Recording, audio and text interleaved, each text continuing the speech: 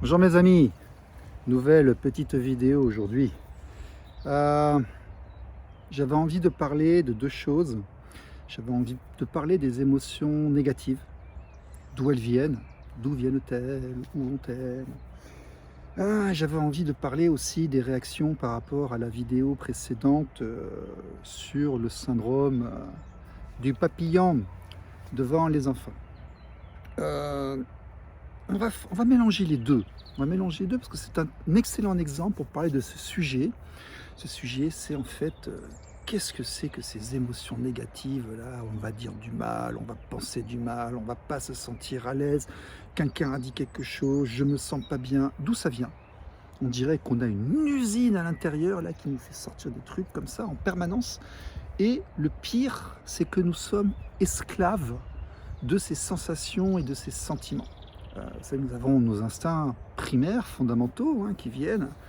Je ne vais pas vous reparler de Frédéric Delavier avec ce qui s'est passé lorsque nous étions vraiment des primates, la façon dont nous avons survécu pour devenir ce que nous sommes aujourd'hui, où nous sommes habillés, coiffés avec des lunettes, dans ce qu'on appelle la civilisation, la nôtre en l'occurrence occidentale, mais dans une civilisation très récente tout ça, par rapport à l'histoire de l'humanité.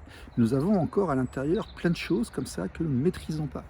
Nous sommes par exemple incapables de dire à notre tête ou à notre cerveau comme ça, tais-toi. Arrête de m'envoyer des trucs en permanence, des pensées parasitaires. Essayez de lui dire de se taire là durant 5 minutes. Vous allez voir, ça va être super dur. À tel point qu'il y a des moines bouddhistes ou alors des grands mystiques qui ont consacré quasiment leur vie à essayer de réussir à faire taire ça. Et dedans, vous avez des choses qui montent et qui font que vous ressentez certains trucs et qui vous font réagir, et mécaniquement, sans forcément identifier l'origine de ces choses-là, nous avons des réactions, nous avons des dialogues, nous avons des pratiques sociales. Et c'est intéressant, même si on reste humain, donc on maîtrise pas tout, on contrôle pas tout, au moins d'en avoir conscience, surtout lorsque parfois ça va être tellement fort que ça va nous gêner. Voilà. Euh, Pourquoi je parle de l'Occident? Parce que l'Occident, vous savez, j'ai vécu dans plusieurs civilisations et surtout j'ai interrogé beaucoup de spécialistes et j'ai fait un mixte de mes expériences personnelles et de mes lectures, de mes questions, de mes interrogations, de mes recherches. Et je suis arrivé aujourd'hui à la conclusion que plusieurs forces sont en action en Occident. Occident, je parle bien de Amérique du Nord, Europe de l'Ouest, Australie, Nouvelle-Zélande. Au niveau économique, on aurait dit le Japon, mais vu que je suis sur le social et le familial, on va rester sur cette définition de l'Occident. L'Europe du Nord, déjà, c'est différent. L'Europe de l'Est, c'est différent. Voilà. Donc nous avons des forces qui sont contre la famille, contre l'idée traditionnelle de la beauté. Vous avez des forces qui sont pour la famille, pour la convention. Je reçois actuellement des bouquins envoyés par des maisons d'édition à la gloire des mamans qui ne veulent pas faire d'enfants. J'en parlais encore avec un grand-père il y a quelques heures. Lui, quand il était jeune, avoir un préservatif, c'était associé à des choses immondes, totalement immorales, inacceptables. Aujourd'hui, ne pas avoir de préservatif, c'est associé. Donc vous voyez, il y a des tendances, des flux, des comportements sociologiques qui changent. On voit qu'en temps de crise, durant le Covid et autres, les outils d'influence comportementaux sont très actifs et on peut arriver à obtenir des changements de comportement et des changements de façon de penser sur des masses de population en quelques mois ou quelques années. Et très clairement ici, nous avons des associations, des ONG, des fonds financés soit par des milliardaires, soit par par des personnalités ou des organisations qui sont pour la destruction de la famille, pour promouvoir la promulgation de sexualité non reproductive, pour le fait que les enfants soient élevés par les États et non pas par les familles. Et donc au bout du bout, nous avons toutes des organisations pour mettre les gens dans des box, dans des boîtes et les séparer. Il faut être mère seule, il faut être homme seul, il faut être enfant désenfanté.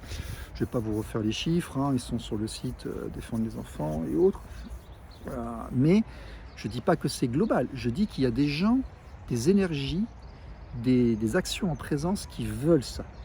Et il y en a d'autres qui poussent et qui veulent qu'il y ait une famille, qui veulent qu'il y ait des histoires d'amour qui durent longtemps, qui veulent qu'il y ait des enfants élevés par leurs parents, qui veulent qu'il y ait des enfants qui aillent bien et qui soient indépendants et autonomes, qui réfléchissent par eux-mêmes, qui arrivent à leurs conclusions par eux-mêmes et qui ne soient pas des petites fourmis manipulées par un gouvernement. Ben écoutez, moi je fais partie des gens qui pensent que le gouvernement est une nuisance lorsqu'il est trop puissant et qu'il a trop d'importance, comme c'est actuellement le cas. Je fais partie des gens qui veulent rassembler les personnes et donc qui font la promotion de la famille. Et effectivement, quand vous avez des organisations qui vont aller se spécialiser dans les personnes solo, les ceci, les cela, et qui ne veulent pas qu'il y ait un système famille, et bien effectivement, je me retrouve en confrontation directe. Ça c'est clair, c'est évident, je l'assume. Moi je me place du côté, je veux que les parents puissent élever leurs enfants. Je veux que les enfants aient une évolution où ils déploient au maximum leurs capacités, leurs talents, en développant leurs points forts, en masquant leurs points faibles, mais avec des réalisations personnelles. Je ne souhaite pas que demain les enfants soient générés, deviennent des produits de consommation, ou qu'il y ait un État qui s'occupe de dire aux gens ce qu'il faut faire ou ne pas faire, parce qu'ils ont qu'à faire des androïdes et puis s'en occuper et nous foutre la paix. Voilà. Alors, pour revenir sur la vidéo d'avant, si vous avez ressenti des mauvaises sensations, parce que j'ai des gens qui ont beaucoup aimé, effectivement, j'ai fait un truc entre 200 et 300 vues en moins de 24 heures, là, c'est sympa quoi, mais que les gens écoutent, ça a interpellé quelques personnes, donc ça c'est bien. C'est la première fois que je me lançais à faire une vidéo psycho d'ailleurs. Et ben, demandez-vous que vous ayez cette sensation bonne ou positive, d'où vient-elle? Pourquoi est-elle là?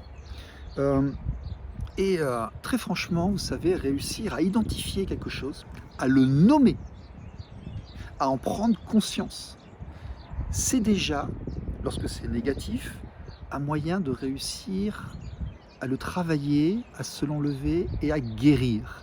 Et lorsque c'est positif, c'est un moyen de l'encourager et de le rendre plus fort. Voilà. D'où l'intérêt de l'introspection. Pourquoi est-ce que j'ai eu besoin de réagir par rapport à cette chose-là? Pourquoi est-ce que j'ai vraiment adhéré? C'est formidable. Pourquoi est-ce que je me suis senti bousculé par certaines paroles non conventionnelles?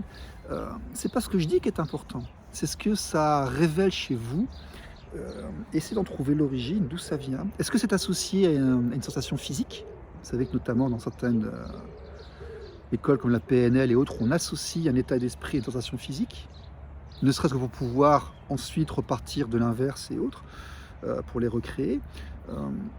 C'est une façon de travailler sur soi, d'évoluer. Je sais que moi je ne suis pas du tout la personne que j'étais quand j'avais 20 ans.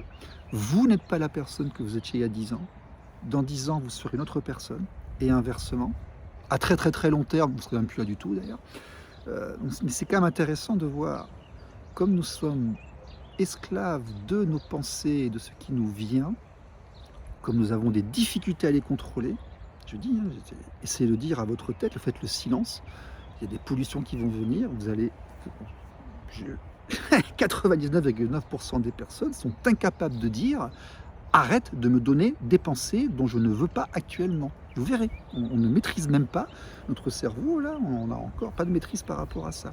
Par contre, on peut essayer d'analyser d'où viennent ces mauvaises pensées là qui arrivent tout le temps, là, d'où viennent ces pulsions qui arrivent tout le temps, qui influent sur nos comportements, sur nos raisonnements sociaux.